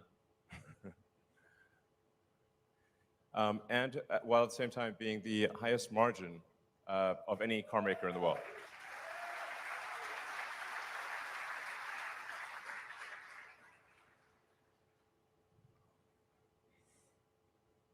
Now, making electric vehicles profitably is hard, as illustrated by the difficulty of our competitors. A number of our competitors are making EVs at a significant loss. But we are not. We are actually making EVs profitably, and almost no one else is. This is hard. So, and I'd say for this, it's a massive credit to the Tesla team for, I can't tell you how hard manufacturing is. Like, you've probably heard me say that prototypes are easy, manufacturing is hard. And then manufacturing at scale with positive cash flow is excruciating. It's mega pain. But the Tesla team has done it. So.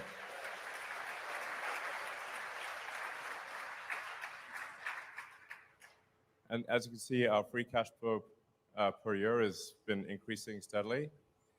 So, you know, we're making good progress.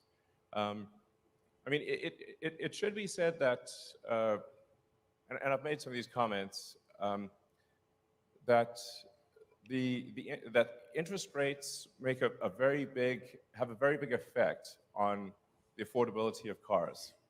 So the vast majority of people buy cars based on the monthly payment. So it's like how much is the monthly payment, and it's not a question of value for money. It's just, do they actually have enough money? Can they afford it? So for the vast majority of people, it's just, can they afford to pay the payment? As the interest rates increase and credit tightens, like, it's safe to say that these various banks that have died are probably somewhat distracted from handing out auto loans. You know, it's like if they're on the way to the cemetery, increasing their auto loan portfolio is not the first thing on their mind. So this is going to be a challenging, I'd say, a challenging 12 months. I want to be sort of realistic about it. But Tesla is not immune to the global economic environment. I expect things to be, just at a macroeconomic level, difficult for at least the next 12 months. Like, Tesla will get through it and we'll do well, and I think we'll see a lot of companies actually go bankrupt. So I want to make sure that this is not just the good news parade. It's important to understand that no company is immune to the macroeconomic environment. But that said, it won't be darkness forever. I expect probably a year of difficulty globally for everyone. And then my best guess is that the global economy turns around in roughly 12 months. And then Tesla will be in an extremely good position. So anyone who is a long-term investor, I think, will do extremely well.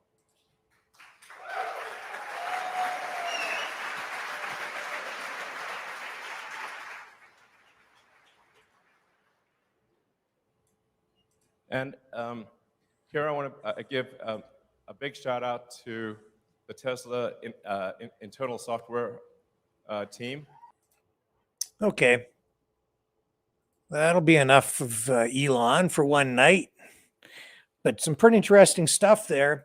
You know, his reference to the increased value of an automobile because it becomes autonomous. He has a point. I can relate to it because I used to commute. I did it for years. And I would spend, sometimes 2 hours to work and 2 hours coming back from work. That's 4 hours a day. 4 times 5. You're looking at 20 hours a week. Even if it's,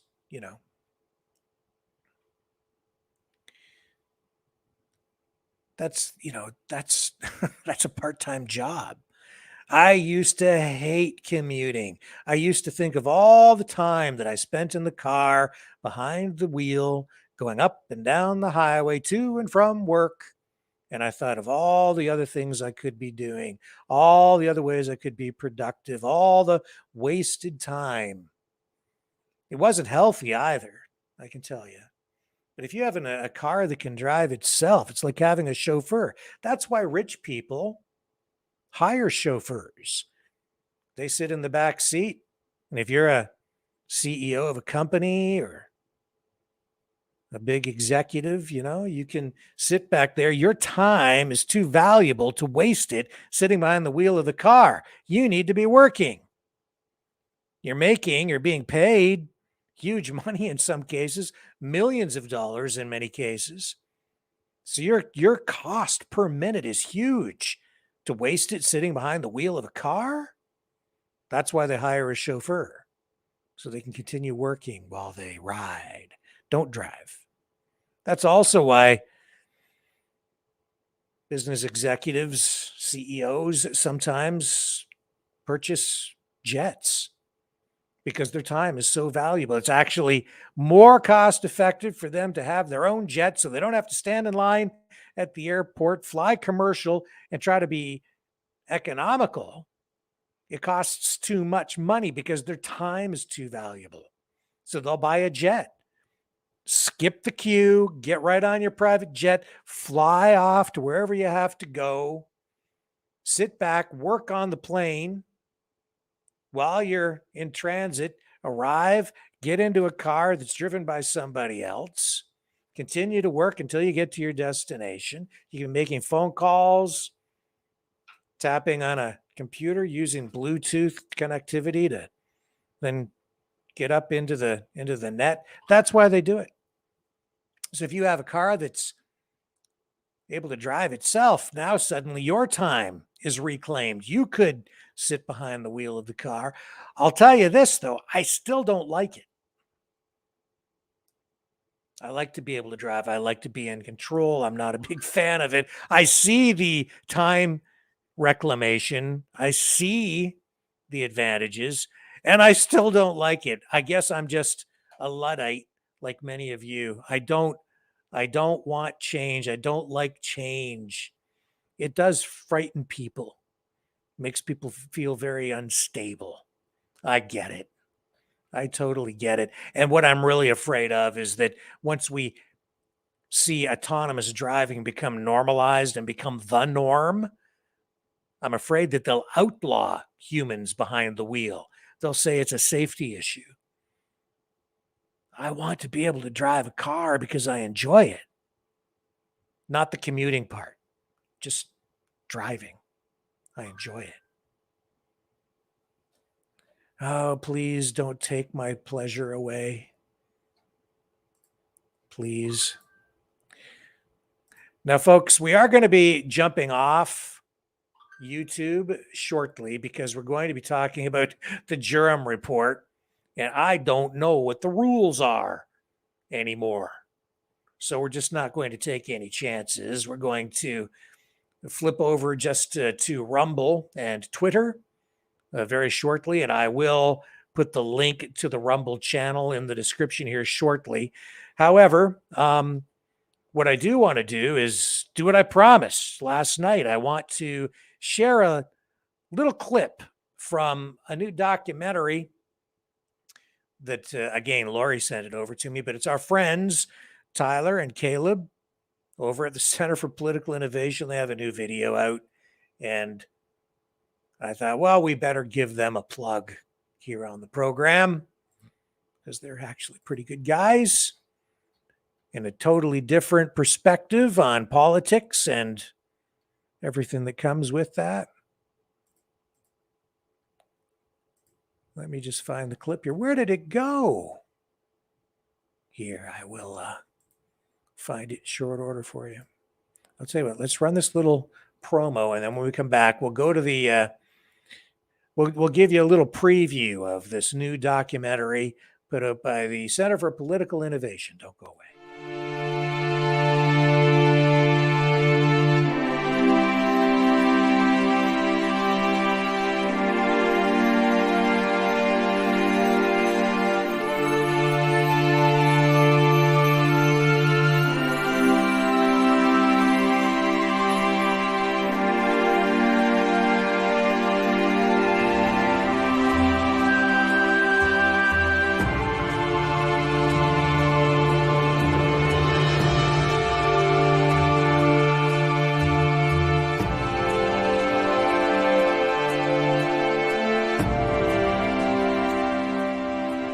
Maverick News. The world is watching.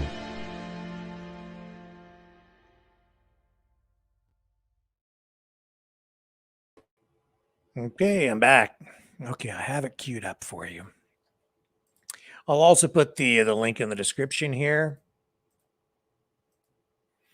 Let's take a look. This is Summit Against Hypocrisy. This is the documentary that comes after the big demonstration. We got a couple minutes left, Caleb, and I want to give you a chance to elaborate on Joe Biden's so-called Summit for Democracy, which is actually a summit of hypocrisy. Explain that, please. Well, I mean, the United States calls it democracy if you do what they say. And if you don't do what they say, then suddenly it stops being a democracy. Suddenly it's a dictatorship. And this Summit for Democracy, this is really just Joe Biden kind of rallying people against certain countries, demonizing certain countries to basically set the stage for more conflicts, more regime change, more economic sanctions, and more wars. It's not about democracy and human rights. This is a war propaganda summit. And that's why we at the Center for Political Innovation felt a need to counter it and put on a conference to oppose it. Let me start by thanking everyone for participating in the second Summit of Democracies, for democracy, I should say.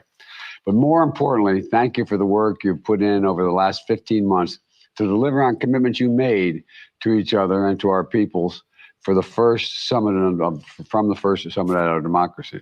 Look, What are the three major points you want people who come to the event this weekend, Saturday and Sunday, to better understand when they walk away from the event? Well, one, Joe Biden has no grounds to lecture the world about democracy when he's suppressing third parties at home, when he's suppressing Black revolutionary activists like the Uhuru movement and sending the FBI to raid their homes and calling them Russian agents for fighting for their people. Two, I would say that Joe Biden is full of deception, and what he claims about various countries in the world like Russia and China and Iran and Venezuela and Cuba doesn't add up to facts, and he presents a very one-sided narrative to these countries. And three, if you want to improve peace in the world and have a better world, the answer is not demonizing countries. It's bringing the world together with trade. Let's have countries do business with each other. Let's enter economic partnerships and cooperate. Let's not just demonize countries and put on a propaganda show to justify more wars and interventions.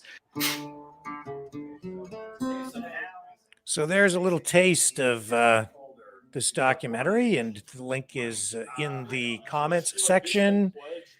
You can go check it out. Then you have to have the schedule to move down the line. Yeah, there we go. Oh yeah, that makes sense. I know that our audience is pretty diverse in terms of political views, and this might challenge some of your beliefs, your assumptions, make you think. You probably won't agree with everything. People rarely agree on everything. But yeah, I think it's well produced and thought-provoking. So you might want to check that out. Just wanted to share that with you guys and give those guys a bit of a plug. They put a lot of work into that. And thank you, Lori, for sending that link along. Always happy to share. And yeah, offer up different perspectives and points of view so that we can all kind of work toward finding common ground, like the new show that Lori has over on Scott Ritter's channel, Ask the Inspector. Is the normal show, but she has this new program out with Tyler called Strange Bedfellows, and I think it's on every Friday night, and you're going to want to check that out too. I did watch the last episode, and it too was thought-provoking. So good job, Lori and Tyler, on that. Okay, let's take a brief break. You know what I'm going to do, though? I'm going to put this link up to the Rumble channel because we're going to jump off, go just to YouTube and Twitter, because we are going to talk about the Durham report. Okay?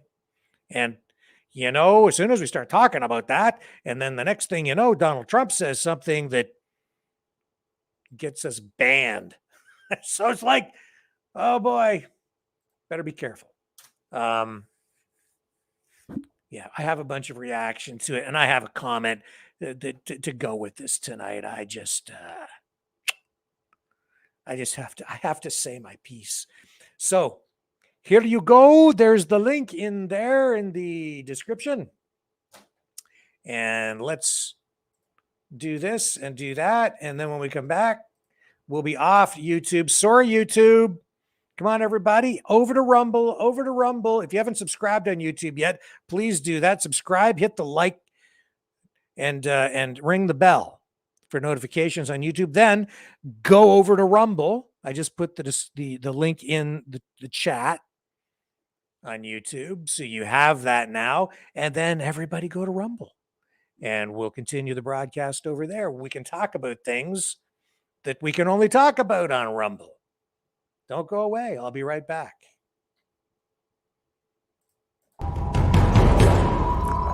We are Mavericks. We say no to the Trudeau and Biden New World Order. And to bugs. Because bugs are creepy and gross. And people should not eat bugs. Maverick News. The world is watching. Hey, no! To bugs!